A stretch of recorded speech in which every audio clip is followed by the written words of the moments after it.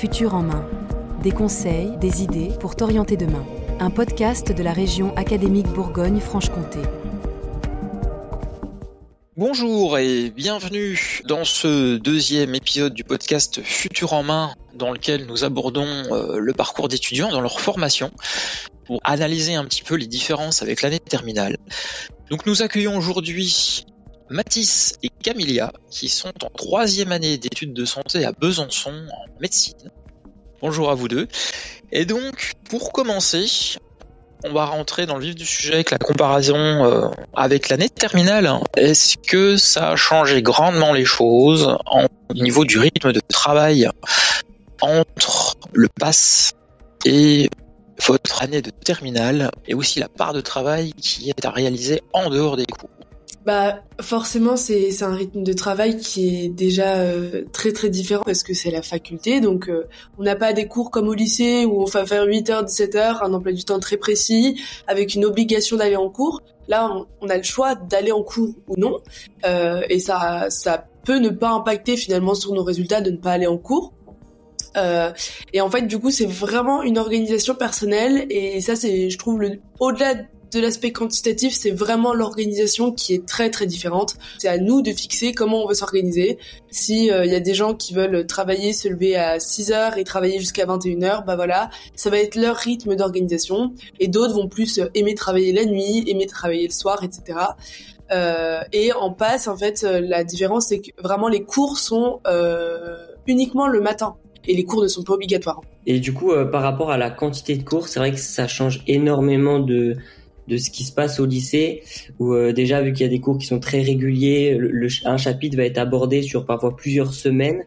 Ce qui va changer là en PASS notamment, mais du coup en première année de santé, c'est que un cours donc de des fois plusieurs dizaines de pages, il va se dérouler en 2 heures, et donc le prof va venir concrètement en bas de l'amphithéâtre, il va avec son diaporama faire défiler tout son cours, parler pendant 2 heures, et donc c'est à l'étudiant de prendre le cours et de le suivre. Il n'y a pas vraiment de dialogue première année entre le professeur et les étudiants.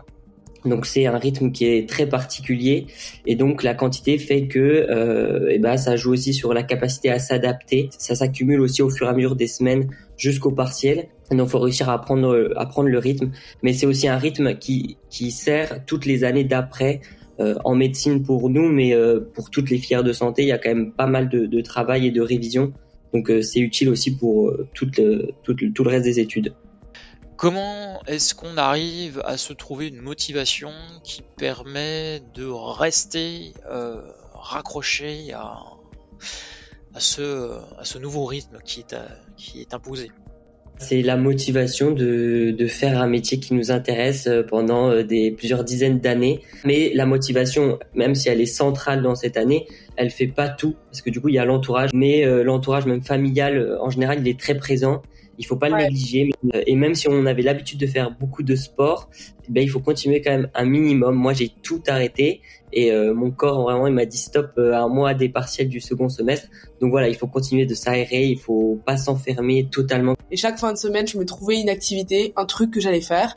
Ça pouvait être un resto avec mes parents, une sortie avec une copine, des trucs un peu bêtes, un cinéma, voilà, mais des trucs qui me faisaient plaisir et qui allaient m'aérer l'esprit et me faire sortir un peu la tête des cours. On n'est pas évalué régulièrement, donc c'est vraiment à nous de trouver notre motivation, notre organisation qui nous fait durer en fait pendant tout un semestre, parce que du coup c'est vraiment sur 4 mois qu'on va étaler notre travail pour être évalué à la fin de ces 4 mois.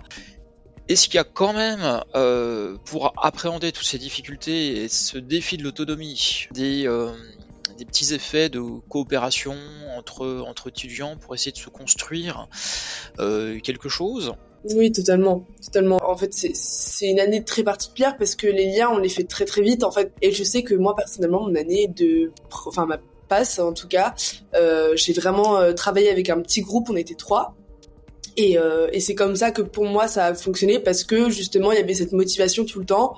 Chacun vit sa première année de santé différemment. Moi je sais que j'avais besoin de me retrouver un peu tout seul pour voir où j'en étais, pour réviser et avancer un peu personnellement. Justement par rapport au tutorat, est-ce que vous en aviez déjà connaissance avant de rentrer dans la formation? La majorité des premières années on en entend parler dès le lycée en général. En fait, c'est des étudiants en 2e et 3e année des filières de santé, donc qui sont accessibles après une passe ou des LAS, donc médecine, maïeutique, dentaire, kinésithérapie et pharmacie, et donc ils sont recrutés entre guillemets après leur première année pour accompagner durant 2 années les premières années, pour qu'ils soient en passe ou en LAS, c'est pour les 2 filières. Et donc, il y a un soutien et une validation déjà ministérielle, mais aussi du coup par les professeurs de la fac qui chapeautent un peu tout le travail en corrigeant notamment la majorité des QCM, des entraînements que le tutorat propose, même les enseignements dirigés que les tuteurs font. Moi qui quand même travaillais pas mal chez moi, je sais que le tutorat, j'en ai toujours eu connaissance. Et c'est quelque chose qui aide en fait, et je trouve très difficile de faire sans. C'était hyper important en fait d'avoir vraiment quelque chose qui rythme notre travail et pas en fait avoir l'impression comme de travailler dans le vide. Mais je dirais que au-delà du fait que ça soit, on dit souvent une association, mais c'est vrai que maintenant on peut même dire que c'est une institution. Ça fait vraiment pas mal d'années que ce tutorat à Besançon existe et il est très développé. Tout le monde participe à cet élan commun, je dirais. Et justement, est-ce que ça a eu une influence dans le choix que vous avez fait pour votre spécialité en 2e année, après le PASS? Et est-ce que vous pouvez nous dire un petit peu quelles sont les contraintes qui peuvent s'appliquer pour pouvoir accéder à cette préférence? Mon choix a été hyper vite fait grâce au cours, en fait, où j'ai su que c'était ça qui me plaisait vraiment. C'est vrai que le premier semestre en PASS, en tout cas, et même en LAS d'ailleurs, c'est des matières qui sont vraiment dans la continuité du lycée. Pour ceux qui avaient les spécialités plus scientifiques, du coup, on va avoir de la chimie, on va avoir de la physique, des maths et de la SVT. Ça permet aussi l'adaptation parce que on n'arrive pas dans une filière où, d'un coup, on se met qu'à travailler sur le corps humain, etc. et on est autonome et il n'y a pas tous ces changements qui se font d'un coup, et ça, je trouve que c'est quand même bien pensé. Un grand changement avec le lycée, c'est qu'il y a un classement à la fin, mais ce classement, il est déterminant sur l'accès en 2e année des filières qui nous intéressent. Donc, par exemple, pour chaque filière, tout simplement, il y a un nombre de places limité, et donc qui a été déterminé avant, et en fonction de nos résultats, et en fonction des résultats des autres, on peut ou non accéder à telle ou telle filière. Et donc c'est ça aussi qui crée un grand stress, et c'est aussi ce qui va changer avec les années d'après. Une fois qu'on est en 2e, 3e année notamment, on a, je dirais, la même quantité de cours qu'en première année, si ce n'est plus parfois, mais on a plus de stress du classement qui est déterminant, et on n'est plus en concurrence entre guillemets avec les autres étudiants. Est-ce qu'on a des stages éventuellement?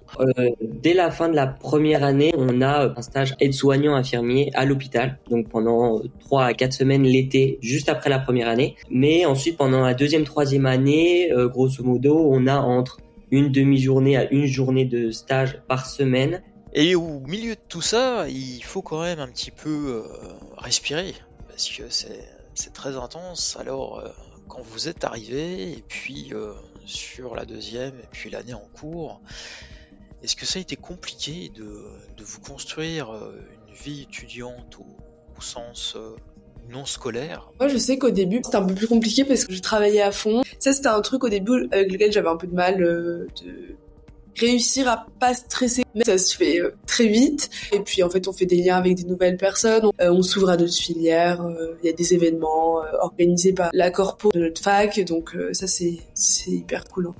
Oui, clairement, quand on sort de la première année, on peut dire qu'on revit parce qu'on découvre, entre guillemets, la vraie vie étudiante qu'on n'a pas connue l'année d'avant. Ça crée un équilibre qui contribue à la réussite. C'est impératif, quoi. Je pense que vivre toutes ces années seul, c'est proche de l'impossible et c'est très dur mentalement. Mais on s'y fait, puis on finit par s'y plaire, surtout parce que ça reste ce qu'on voulait faire, en fait. Je pense que si ça nous plaît réellement, que c'est une passion pour nous, le temps on le compte même plus vraiment et on passe à côté de plein de petits détails qu'on néglige en fait et qu'on trouve peu importants. Très bien. Eh bien, je vous remercie d'avoir fait part de votre expérience. Je vous donne rendez-vous pour un prochain épisode et découvrir un autre exemple de parcours dans une autre formation.